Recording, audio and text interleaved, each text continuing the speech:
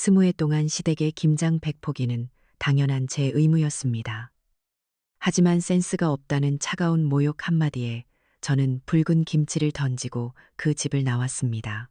이것은 단순한 고부 갈등이 아닌 제 인생의 주인이 되기 위한 한 여자의 조용한 혁명 이야기입니다. 끝까지 들어주세요. 찬 바람이 옷깃을 파고드는 초겨울이 되면 저는 어김없이 20회를 넘긴 연례 행사를 치러요. 바로 김장이죠.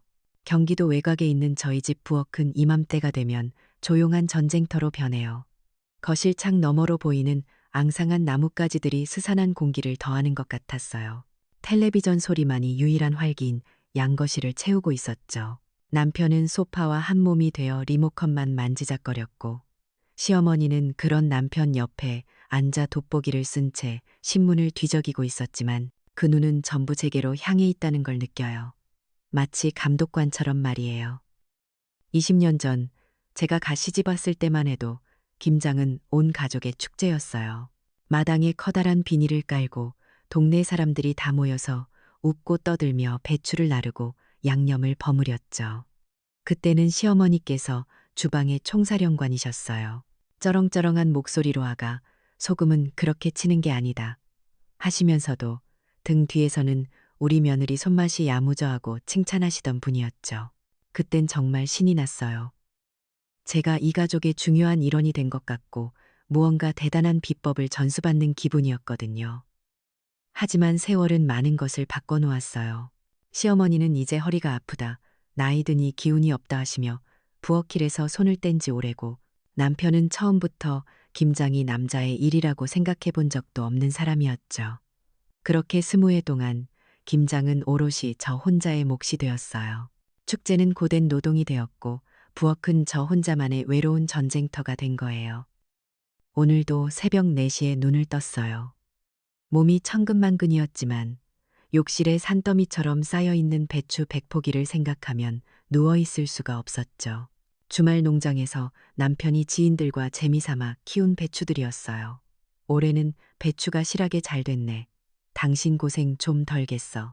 남편은 그렇게 말했지만 그 실한 배추를 다듬고 절이는 건 전부 제 몫이라는 걸 그는 알까요? 커다란 고무 대야를 욕조에 넣고 쉴 새 없이 배추를 쪼개고 굵은 소금을 켜켜이 뿌리는 작업을 반복했어요. 허리를 한번 제대로 펴지도 못하고 두어 시간이 훌쩍 지났죠. 찬물에 손이 시리다 못해 감각이 없어졌어요. 무심코 제 손을 내려다봤어요. 어느새 손마디는 남자처럼 굵어졌고 손톱 밑에는 흙대가 끼어 거무죽죽했어요. 한때는 저도 고운 손을 가졌었는데 이 집의 시집아 조용한 여왕처럼 묵묵히 제 할 일을 해내는 동안 제 손은 그렇게 훈장처럼 혹은 족쇄처럼 변해버렸어요. 표정도 점점 무뎌지는 것 같아요. 힘들다, 슬프다, 그런 감정을 느낄 새도 없이 그저 해야 할 일을 해치우는 기계가 된 기분이었죠. 한창 배추와 씨름하고 있는데 주머니 속 휴대폰이 까똑하고 울렸어요. 시누이들이 모여있는 가족 단체 카톡방이었죠. 둘째, 시누이 은영이가 보낸 메시지였어요. 언니, 김장 준비 잘 되어가요? 올해 고춧가루는 저번에 제가 말씀드린 청양고추 섞은 걸로 주문했어요. 인터넷으로 주문하니까 바로 집으로 배송해 주더라고요. 그게 더 칼칼하고 맛있더라고요. 순간 숨이 턱 막혔어요. 고춧가루는 김치의 맛을 결정하는 가장 중요한 재료 중 하나인데 20해 동안 김장을 담근 제게는 한마디 상의도 없었죠. 그저 통보. 그게 전부였어요. 저는 그저 그들이 정해준 재료로 김치를 담그는 사람이 된 거예요. 힐끗 거실을 쳐다봤어요. 남편은 여전히 텔레비전에 시선을 고정한 채였죠. 제가 휴대폰을 확인하는 걸 봤을 텐데도 아무 말도 없었어요. 늘 그랬듯이 알아서들 하겠지 하고 생각하는 게 분명했어요. 가족이라는 울타리 안에서 저는 그렇게 체계적으로 배제되고 있었어요. 효율성과 요즘 스타일이라는 이름 아래 제 경험과 방식은 낡고 고루한 것이 되어버렸죠. 정보에 어둡고 인터넷 주문 같은 건 할 줄 모르는 저는 그들만의 세상에서 점점 더 투명 인간이 되어가는 기분이었어요. 오전 내내 배추를 절이고 나니 온몸이 땀으로 흠뻑 젖었어요. 잠시 허리를 펴고 부엌 식탁에 앉아 물을 마시는데 시어머니께서 부엌으로 들어오셨어요. 제가 어제 지역 시장에서 가장 좋은 것으로 골라 사온 새우젓통을 열어보시더니 냄새를 한번 맡고는 뚜껑을 탁 닫으며 말씀하셨죠. 이 집 새우젓은 너무 비싸기만 하고 맛이 예전 같지가 않아. 짜기만 하고 가슴에 무언가 툭 하고 떨어지는 기분이었어요. 제가 몇 군데를 돌며 신중하게 고른 것인데 그 수고는 한순간에 돈만 비싸고 맛없는 것이 되어버렸죠. 그때 마침 둘째 시누이 은영이에게서 전화가 왔어요. 스피커폰으로 통화를 하는 시어머니 너머로 은영이의 목소리가 들려왔죠. 어머니, 형님, 힘들게 저렇게 생배추를 다 절여요? 요즘은 인터넷으로 주문하면 딱 알맞게 절인 배추가 집 앞까지 오는데 다들 그렇게 편하게 한대요. 시어머니는 그러게 말이다. 고집은 있어가지고 하며 맞장구를 치셨어요. 제 고된 수고는 시대에 뒤떨어진 고집이 되어버렸어요. 편한 방법이 있는데도 굳이 힘든 길을 가는 미련한 사람 취급을 받는 기분이었죠. 그들의 대화 속에서 저는 없었어요. 제 앞에 저를 세워두고 그들은 저에 대해 이야기했어요. 미묘하지만 날카로운 무시의 말들이 비수처럼 날아와 제 가슴에 밝혔어요. 분노라기보다는 깊은 서러움이었어요. 아직 김장은 시작도 하지 않았는데 제 마음은 이미 소금에 절인 배추처럼 푹 절여져 숨이 죽어가고 있었어요. 20회째의 김장은 그렇게 균열에 서국을 올리고 있었죠. 어제 시어머니와 시누이의 말에 한번 뒤집힌 속은 좀처럼 가라앉지 않았어요. 그래도 어쩌겠어요. 김장은 날짜에 맞춰 담가야 하는 걸요. 김장 전날 저는 아침부터 분주하게 시장을 돌아다녔어요. 김치에 속을 채울 무, 갓, 쪽파, 미나리, 목록을 보며 하나하나 사는데 돈이 정말 무섭게 나갔어요. 특히 마늘이며 생강 같은 양념값은 해마다 오르는 것 같아요. 마지막으로 젓갈 가게 앞에 섰어요. 제 단골 가게였죠. 주인아 주머니는 저를 보더니 올해도 김장하시네. 가장 좋은 걸로 빼놨지 하시며 육젓이며 황석어젓을 듬뿍 퍼주셨어요. 좋은 재료를 보면 기분이 좋아야 하는데 저는 자꾸만 주머니 속 얄팍한 지갑을 생각하게 되더라고요. 수십만 원. 장을 다 보고 나니 손에 든 돈이 거의 다 사라졌어요. 이 돈이 다 어디서 나왔을까요? 남편 월급날 받은 생활비에서 쪼개고 부식비를 아껴서 모아둔 돈이었죠. 20회 동안 단 한 번도 남편이나 시댁 식구들, 그 누구도 제게 김장 비용을 따로 챙겨준 적이 없었거든요. 마치 김치는 땅에서 저절로 솟아나는 것처럼 아무런 비용도 들지 않는 것처럼 다들 생각하는 것 같았어요. 그날 밤 장봐온 재료들을 다듬으며 저는 남편에게 넌지시 말을 꺼냈어요. 여보, 올해는 배추값도 그렇고 양념값이 너무 많이 올랐네요. 제 말의 뜻을 알아주길 바랐죠. 하지만 남편은 텔레비전에서 눈을 떼지도 않은 채 건성으로 대답했어요. 그래? 그거 얼마나 한다고 그래? 당신이 알아서 잘하잖아. 맥이 탁 풀렸어요. 얼마나 한다고. 그에게는 그저 몇 푼 안 되는 돈일지 몰라도 제게는 한 달 생활비를 쥐어짜 내 마련한 큰돈이었어요. 더 이상 말을 이어갈 기운도 나지 않았죠. 남편이 잠든 후 저는 안방 서랍 깊숙한 곳에서 낡은 가계부 하나를 꺼냈어요. 20회 동안의 김장 비용이 빼곡히 적힌 저만의 보이지 않는 청구서였죠. 첫 해 30만 원 남짓이었던 비용은 해를 거듭하며 50만 원, 80만 원, 그리고 작년에는 100만 원을 훌쩍 넘겼어요. 총액을 어림잡아 더해보니 어지간한 소형차 한 대 값은 좋게 되겠더라고요. 그 돈이면 제 이름으로 된 적금 통장 하나는 만들었을 텐데 한숨이 절로 나왔어요. 이건 단순히 돈의 문제가 아니었어요. 제 노동과 시간, 정성은 그 어디에도 기록되지 않은 채 이렇게 숫자로만 남아 제 가슴을 무겁게 짓누르고 있었죠. 드디어 김장날 아침이 밝았어요. 밤새 잘 절여진 배추를 씻어 물기를 빼는 것부터가 큰일이었죠. 혼자서 백포기를 몇 번이나 헹궈 건져내니 아침을 먹기도 전에 온몸이 땀으로 축축했어요. 오전 10시쯤 되었을까 현관문이 열리며 시누이들이 들어왔어요. 그런데 두 사람의 손에 들려있는 건 고무장갑이 아니라 번쩍이는 백화점 쇼핑백이었어요. 신세계 백화점 로고가 선명하게 찍힌. 형님, 고생 많으시죠? 오다가 맛있는 거 사왔어요. 막내 시누이 지혜가 애교 섞인 목소리로 말하며 식탁 위에 쇼핑백을 올려놓았어요. 안에는 고급스러운 용기에 담긴 포기김치가 들어있었죠. 이거 새로 나온 저염 김치인데 엄청 비싼 거래요. 형님도 맛 좀 보시라고요. 요즘은 건강 생각해서 이렇게 먹어야 해요. 그 말을 듣는 순간 저는 제 머리 위로 찬물을 한 바가지 뒤집어 쓴 기분이었어요. 제가 지금 담그고 있는 이 김치는 비건강한 음식이라고 말하는 것과 뭐가 달라요. 아직 맛도 보지 않았으면서 그들은 이미 제 김치에 낙인을 찍어버린 거예요. 그때부터 제 부엌은 고립된 섬이 되어버렸어요. 시누이들은 본격적으로 저를 가르치기 시작했죠. 마케팅 전문가인 지혜는 휴대폰을 꺼내 유명 셰프가 나오는 유튜브 영상을 보여주며 말했어요. 형님, 보세요. 이 셰프가 그러는데 전통 방식 김치는 나트륨 함량이 너무 높아서 건강에 안 좋대요. 요즘 트렌드는 무조건 저염, 저당이에요. 저는 그 셰프가 누군지도 몰랐어요. 제 지식은 시어머니께 배운 것과 스무의 경험이 전부였는데 반짝이는 화면 속 셰프의 권위 앞에서 제 경험은 한순간에 낡고 무지한 것이 되어버렸죠. 은행원인 은영이는 한술 더 떴어요. 맞아, 형님. 그리고 요즘은 김치냉장고 성능이 얼마나 좋은데요.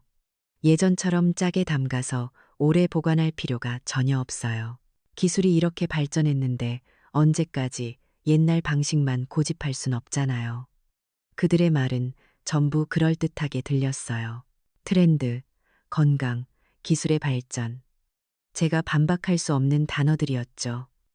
저는 그들이 보여주는 인스타그램 속 예쁘게 담긴 김치 사진이나 유튜브 먹방 속 전문가들의 말을 알지 못했어요. 그저 제 손의 감각과 혀끝의 기억으로 김치를 담글 뿐이었는데 제 부엌은 어느새 제가 가장 모르는 것들로 가득 찬 낯선 공간이 되어버렸죠. 저는 마지막 희망을 걸고 남편을 쳐다봤어요. 그래도 당신만은 내 편을 들어주겠지 하는 간절한 마음으로요. 남편은 시누이들이 가져온 백화점 김치를 한 조각 맛보더니 고개를 끄덕이며 말했어요. 이것도 깔끔하고 괜찮네. 동서들 말이 아주 틀린 건 아니네. 당신 김치는 가끔 좀 짜긴 하잖아. 그 순간 제 안에서 무언가 와르르 무너져 내렸어요. 남편의 그 한마디는 제게 사형 선고와도 같았어요. 저는 완벽하게 혼자가 되었어요. 제 편은 아무도 없었어요. 이 부엌에서, 이 집에서 저는 그저 낡은 방식을 고집하는 미련하고 고집센 늙은 여자일 뿐이었죠. 분노가 치밀어 올랐어요. 하지만 단순한 분노가 아니었어요. 깊은 슬픔과 모멸감, 그리고 배신감이 뒤섞여 차갑게 응축되는 느낌이었어요. 다가올 폭풍을 예고하는 고요함처럼 제 마음속에서도 무언가 단단하게 굳어가기 시작했어요. 남편의 말을 등 뒤로 하고 부엌에 홀로 섰을 때 제 안에 무언가가 툭 하고 끊어지는 소리가 들렸어요. 그건 희망이었을 수도 있고 어쩌면 미련이었을지도 모르죠. 밖은 아직 어두컴컴한 새벽이었지만 저는 이미 뜬 눈으로 밤을 새운 뒤였어요. 간밤에 저는 아파트의 그 비좁은 욕실에서 백포기의 배추와 사투를 벌였거든요. 허리를 굽혔다 폈다 소금을 뿌리고 뒤집기를 수백 번. 허리는 끊어질 듯 아팠고 어깨에는 돌덩이를 얹은 듯 묵직했어요. 이게 도시의 아파트에서 할 짓인가 싶었죠. 마당 넓은 시골집이라면 모를까. 이 비좁은 공간에서 전통을 지키겠다고 아등바등하는 제 모습이 우습게 느껴지기까지 했어요. 오전 나절이 되자 약속이나 한 듯 시어머니와 시누이들이 모습을 드러냈어요. 땀 흘리며 일할 준비가 된 차림이 아니었죠. 마치 백화점 매장을 둘러보는 손님처럼 팔짱을 낀 채 제 부엌을 순찰하기 시작했어요. 시어머니는 산더미처럼 쌓인 절임 배추를 보더니 미간을 찌푸리며 말했어요. 배추색이 왜 이렇게 푸르딩딩하냐? 소금에 너무 오래 절인 거 아니야? 20해 동안 단 한 번도 배추색이 어떻다고 말씀하신 적 없던 분이었어요. 시누이 은영이는 제가 밤새 쑤어 식혀놓은 찹쌀풀을 숟가락으로 휘 저어보더니 간은 제대로 맞춘 거 맞아요? 너무 싱거우면 김치가 금방 물러져요 하고 훈수를 뒀죠. 그들은 저를 돕기 위해 온 게 아니었어요. 제 노동의 결과물을 평가하고 흠집을 내기 위해 온 검사관들이었죠. 저는 아무 대꾸도 하지 않고 묵묵히 제 할 일을 했어요. 커다란 고무대야에 무채화 갓 쪽파를 쏟아붓고 시누이가 보란 듯이 인터넷으로 주문한 그 칼칼하다는 고춧가루를 부었죠. 그리고 제가 어제 사온 새우젓과 멸치액젓, 마늘, 생강을 아낌없이 넣고 버무리기 시작했어요. 제 손이 양념에 빨갛게 물들어갈 때쯤 은영이가 다가와 갓 버무린 양념소를 손가락으로 푹 찍어 맛을 봤어요. 그리고는 마치 못 먹을 것이라도 먹은 양 얼굴을 와락 찡그렸죠. 어머, 왜 이렇게 짜요? 그 한마디가 모든 소음이 가득했던 부엌에 찬물을 끼얹은 듯 정적을 만들었어요. 그때였어요. 막내 시누이 지혜가 기다렸다는 듯이 끼어들었죠. 형님, 김장에는 역시 뜨끈한 수육이죠. 저희 이제 곧 버무려야 하는데 고기는 삶고 계신 거죠? 그 목소리는 어찌나 해맑고 천진난만한지 제 속에서 무언가 울컥 치밀어 오르는 걸 느꼈어요. 저는 밤을 새웠어요. 허리가 끊어질 것 같고 손가락 마디마디가 쑤셨어요. 그런 제게 지금 수육을 삶고 있냐고 묻는 거예요. 저는 간신히 목소리를 쥐어짜내 대답했어요. 아니, 너무 피곤해서 수육 준비는 못했어. 제 대답이 끝나기 무섭게 은영이의 경멸이 가득 담긴 목소리가 날아와 제 심장에 밝혔어요. 어머, 형님, 정말 센스가 없으시네요. 센스가 없다. 그 말이 제 머릿속을 맴돌았어요. 20에 제가 이 집의 맏며느리로 살아온 세월이었어요. 가족들의 생일상을 차리고 명절 음식을 하고 아플 때 죽을 쑤어 바쳤던 그 모든 시간이 센스 없음이라는 한마디로 부정당하는 순간이었죠. 제 모든 헌신과 노력이, 제 감정 노동이 한순간에 가치 없는 것이 되어버렸어요. 그때 지혜가 쐐기를 박았어요. 그러게요. 이러다 저희 일만 실컷 하고 빈손으로 가겠네. 그 말을 듣는 순간 저는 깨달았어요. 아, 나는 이 사람들에게 가족이 아니었구나. 나는 그저 김치를 담그고 음식을 해바치는 무급 가사도우미였을 뿐이구나. 그들의 말에 맞장구를 치듯 고개를 끄덕이는 시어머니. 그리고 이 모든 상황을 외면한 채 어색하게 서 있는 남편의 모습까지. 저는 완벽하게 혼자였어요. 그 순간 부엌의 모든 소리가 멀어지는 것 같았어요. 제 귀에는 제 심장이 쿵, 쿵, 쿵 미친 듯이 울리는 소리만 들렸죠. 지난 20년의 세월이 눈앞에서 파노라마처럼 스쳐 지나갔어요. 처음 시집와 시어머니께 칭찬받고 싶어 애쓰던 제 모습, 아이들이 엄마 김치가 최고야라며 엄지를 치켜 세우던 모습, 남편의 승진을 축하하며 밤새 음식을 만들던 제 모습까지. 그 모든 기억들이 지금의 저를 비웃는 것 같았어요. 제 손에 들려있던 방금 막 양념을 버무린 묵직한 배추 포기가 갑자기 가볍게 느껴졌어요. 그리고 다음 순간 저는 제가 무슨 짓을 했는지도 모르게 그 배추 포기를 던지고 있었어요.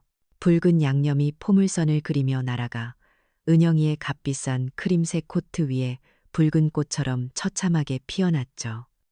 깍 하는 비명소리가 부엌을 갈랐어요. 저는 제 안에서 한 번도 들어본 적 없는 낯선 목소리가 터져 나오는 것을 들었어요. 그래, 이 센스 없는 며느리는 이제 끝이야. 다들 나가. 여긴 내 부엌이야. 당장 나가. 저는 소리치며 허리에 두르고 있던 앞치마를 벗어 바닥에 내동댕이 쳤어요. 그리고 넋이 나간 듯 서 있는 가족들을 밀치고 현관으로 달려갔어요. 차가운 겨울 공기가 불타는 제 뺨을 때렸지만 아무것도 느껴지지 않았어요. 얼마나 걸었을까 주머니 속 휴대폰이 미친 듯이 울리기 시작했어요. 남편이었죠. 아주 작은 바보 같은 희망을 품고 전화를 받았어요. 하지만 수화기 너머로 들려온 것은 걱정이 아닌 불같은 분노였어요. 당신 지금 미쳤어? 제정신이야? 장모님하고 동서들한테 무슨 짓이야? 당장 안 들어와. 들어와서 사과하지 못해. 저는 아무 말 없이 전화를 끊었어요. 뚜, 뚜, 뚜. 끊어진 신호음이 마치 제 인생의 지난 20년에 대한 마침표처럼 들렸어요. 온몸에 힘이 빠져나가며 그 자리에 주저앉았어요. 절망. 그것 말고는 아무것도 생각나지 않았어요. 남편의 목소리가 끊어진 휴대폰을 붙잡고 얼마나 길바닥에 주저앉아 있었는지 모르겠어요. 정신을 차렸을 때 저는 완전히 혼자였어요. 20회를 바친 집, 제 손때가 묻은 살림들, 그리고 가족이라고 믿었던 사람들로부터 완벽하게 내쳐진 거예요. 갈 곳이 없었어요. 친정은 오래전에 사라졌고 이 나이에 친구 집을 전전하며 제 치부를 드러내고 싶지도 않았죠. 체면. 그놈의 체면이 뭔지. 결국 제 발걸음이 향한 곳은 24시간 불이 켜져 있는 동네 찜질방이었어요. 수많은 사람들 속에 익명으로 숨을 수 있는 곳. 며칠을 그렇게 낮에는 찜질방 구석에서 꾸벅꾸벅 졸고 밤에는 시끄러운 코골이 소리를 들으며 새우잠을 잤어요. 제 인생이 이대로 끝나는구나 하는 절망감의 밥도 제대로 넘어가지 않았죠. 그러던 어느 날 오후 진동으로 해놓은 휴대폰이 부르르 떨렸어요. 딸 수진이었어요. 받을까 말까 수십 번을 망설였어요. 제 엉망인 모습을 보여주고 싶지 않았거든요. 하지만 결국 떨리는 손으로 통화 버튼을 눌렀어요. 수화기 너머로 들려오는 딸의 목소리는 금방이라도 울음이 터질 것 같았죠. 엄마, 어디야? 왜 전화도 안 받고 아빠한테 다 들었어. 지금 어디 있냐고. 저는 차마 찜질방이라고 말할 수가 없어서 그냥 근처 공원이라고 둘러댔어요. 하지만 수진이는 이미 제 위치를 추적하고 있었나 봐요. 1시간도 채 되지 않아 찜질방 옷을 입고 멍하니 앉아있는 제 앞에 딸 아이가 나타났어요. 수진이는 저를 보자마자 아무 말 없이 와락 껴안았어요. 그리고 제 등을 토닥이며 말했죠. 엄마, 그동안 왜 말 안 했어? 이렇게 힘들었으면서 왜 우리한테 한마디도 안 했어? 그 한마디에 지난 20년간 둑처럼 쌓아왔던 제 감정이 무너져 내렸어요. 저는 어린아이처럼 딸의 품에 안겨 한참을 소리내어 울었어요. 수진이는 제 손을 잡고 찜질방을 나왔어요. 그리고는 누나의 연락을 받고 달려온 아들 민규와 함께 근처의 작은 호텔로 저를 데려갔죠. 따뜻한 물로 샤워를 하고 깨끗한 옷으로 갈아입고 나니 비로소 제가 사람 사는 세상으로 돌아온 것 같았어요. 방 안에서 저는 처음으로 제 아이들에게 지난 20년간의 이야기를 털어놓았어요. 김장이 어떻게 축제에서 고역으로 변했는지, 시댁 식구들의 미묘한 무시와 당연한 착취, 그리고 그날 있었던 일까지. 제 이야기를 듣는 내내 수진이는 조용히 눈물만 흘렸고 민규는 주먹을 꽉 쥔 채 분노로 얼굴이 벌개졌어요. 이야기가 끝나자 민규가 벌떡 일어나며 말했어요. 그 사람들이 어떻게 엄마한테 그럴 수가 있어요. 당장 가서 제가 다 엎어놓을게요. 저는 아들의 손을 잡고 말렸어요. 그런다고 해결될 일이 아니었으니까요. 그때 수진이가 제 손을 꼭 잡으며 말했죠. 엄마, 이제 아무 걱정하지 마. 우리가 있잖아. 그 순간 저는 절망의 늪에서 저를 건져 올려줄 단단한 동아줄을 잡은 기분이었어요. 제게도 편이 있었던 거예요. 까맣게 잊고 있던 세상에서 가장 소중하고 강력한 내 편이요. 그날 이후 모든 것이 달라졌어요. 수진이와 민규는 단순한 감정적 위로를 넘어 저를 위한 구체적인 계획을 세우기 시작했죠. 다음 날 수진이는 젊은이들이 많이 사는 마포 쪽에 작은 오피스텔을 하나 얻어왔어요. 엄마, 이제 그 집으로는 절대 돌아가지 마. 여기서 새로 시작하는 거야. 월세는 민규랑 제가 반반씩 낼 테니 걱정 말고요. 낡고 어두웠던 시댁 부엌이 아닌 햇살이 환하게 들어오는 작고 깨끗한 주방을 보니 저도 모르게 다시 무언가를 시작해볼 용기가 생겼어요. 민규는 행동대장을 자처했죠. 아들은 아빠와 고모들에게 일일이 전화를 걸어 단호하게 통보했어요. 아빠, 할머니랑 고모들한테 전하세요. 엄마한테 찾아와서 무릎 꿇고 진심으로 사과하기 전까지는 엄마한테 연락할 생각도 하지 말라고요. 한 번만 더 엄마 힘들게 하면 저 아빠 아들로 생각 안 할 거예요. 아들의 서슬퍼런 목소리에 남편도 시누이들도 아무 말 못했다고 해요. 시어머니께서 버릇없는 며느리랑은 의절이다라며 길길이 날뛰셨다는 소식만 전해 들었죠. 하지만 이상하게도 그 의절이라는 협박이 조금도 무섭게 들리지 않았어요.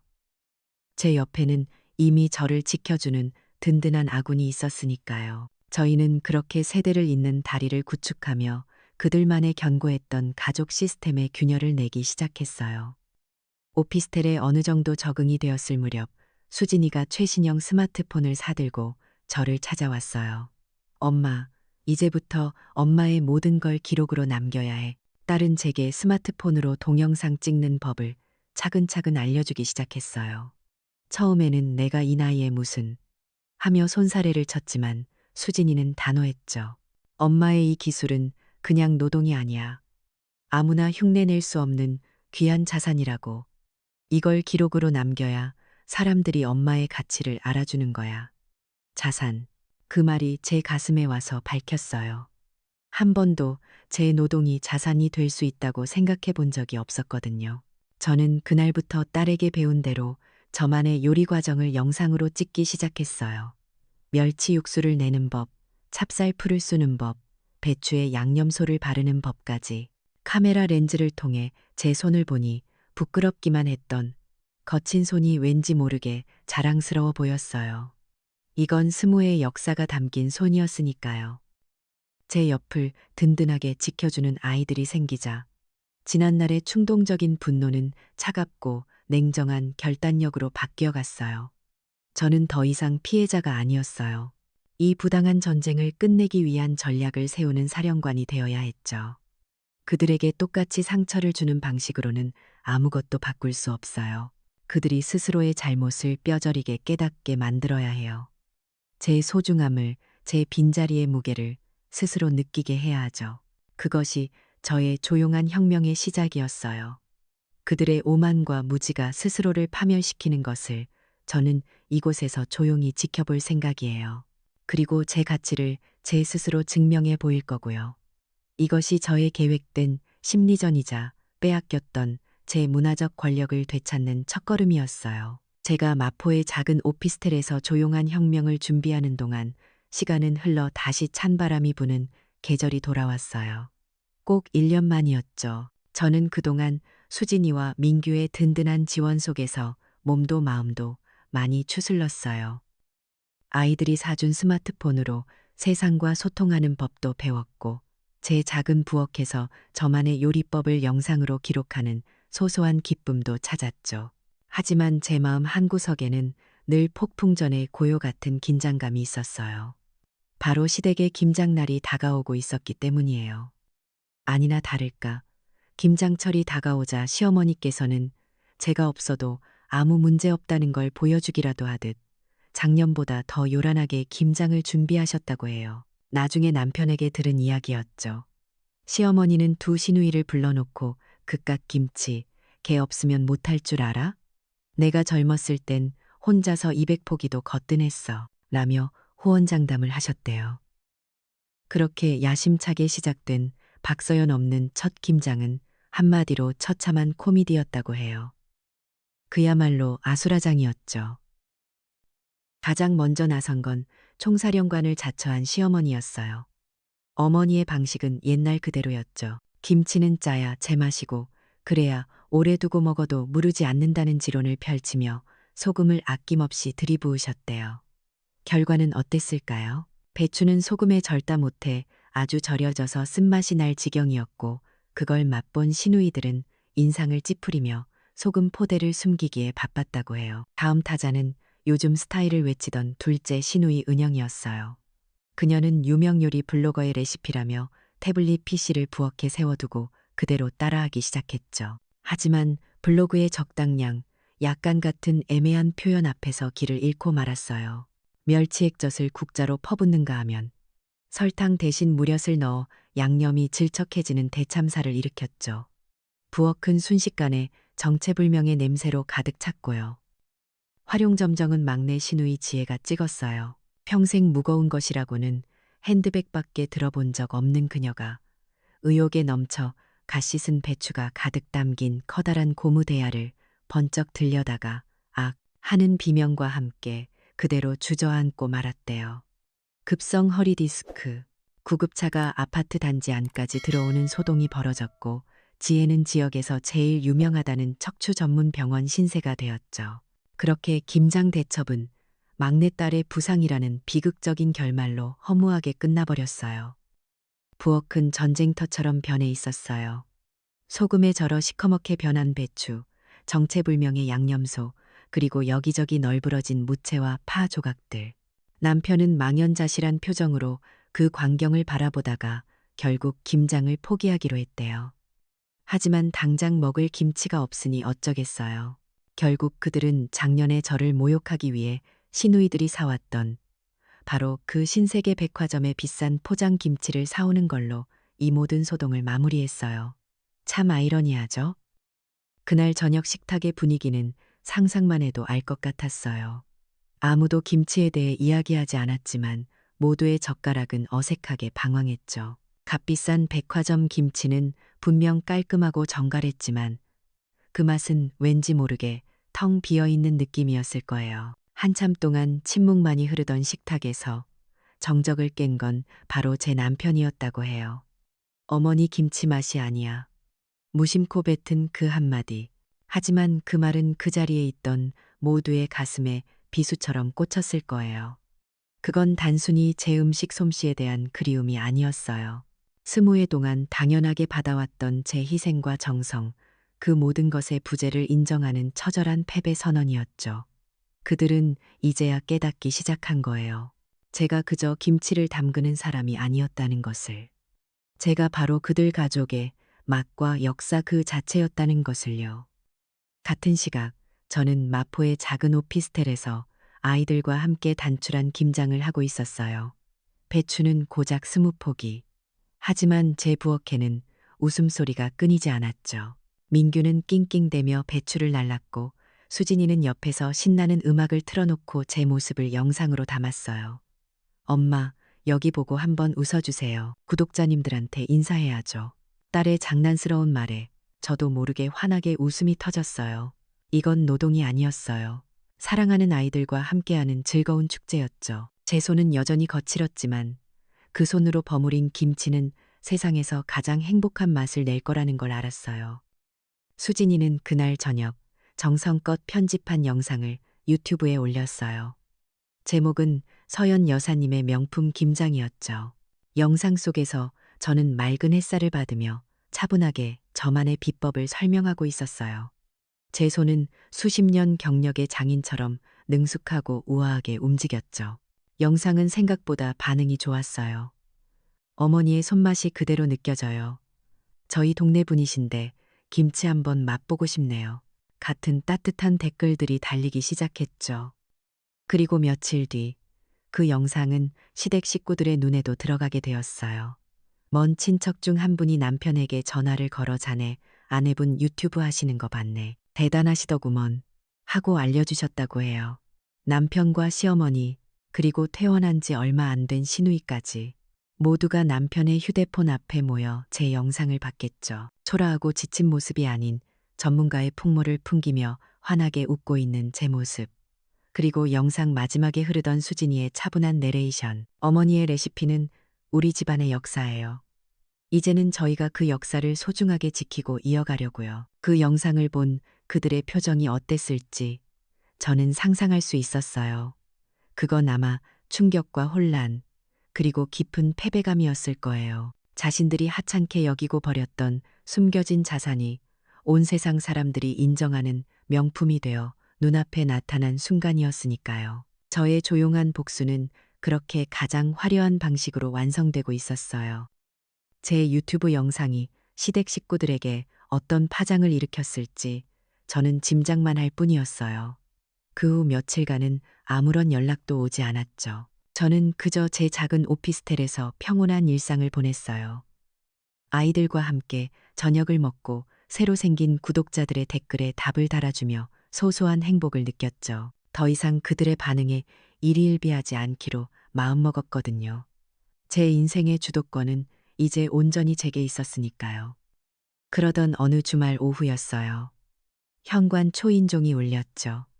인터폰 화면에 나타난 얼굴들을 보고 저는 잠시 숨을 멈췄어요. 잔뜩 수척해진 얼굴의 시어머니와 고개를 푹 숙인 두 시누이. 그리고 그들 뒤에서 어쩔 줄 몰라 하는 제 남편의 모습까지. 저는 잠시 망설이다 이내 담담하게 문을 열어주었어요. 그들은 예고 없이 찾아온 손님처럼 어색하게 현관에 서 있었죠. 제가 들어오라고 말하자 그제야 신발을 벗고 안으로 들어왔어요.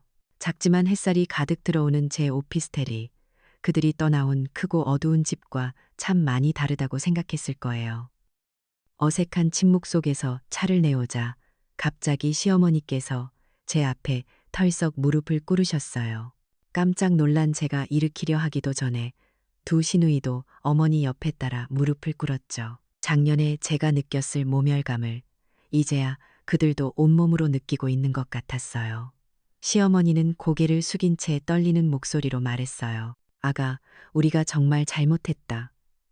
내가 이 늙은이가 다 잘못했다. 네가 없으니 집이 집이 아니더구나. 옆에 있던 시누이들도 형님, 죄송해요.